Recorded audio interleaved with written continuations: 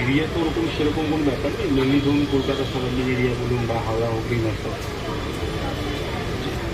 প্রত্যেক সেরকম যদি ঠিকঠাক থাকে তো আমরা যে কোনো জায়গাতেই কাজ করতে পারি।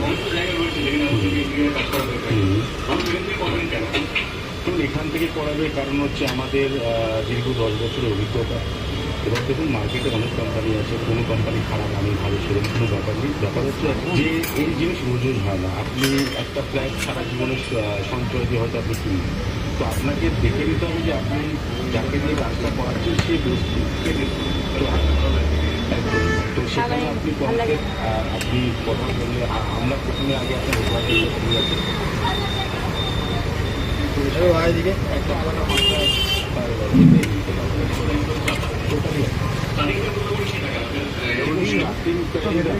ইন্টেরিয়ার যদি ওয়ান বিএইচকে হয় মোটামুটি 2.5 থেকে শুরু 2 বিএইচকে না শেষ তো নেই।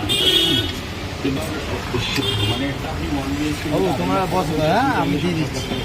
আমার একটা গন্ধরাজ দিয়ে ফ্রি সব রকম মিলিয়ে সব কটাতে হ্যাঁ তোমাদের 5 প্লেট তো এবার আপনার হ্যাঁ হিসাবে গন্ধরাজ আমাদের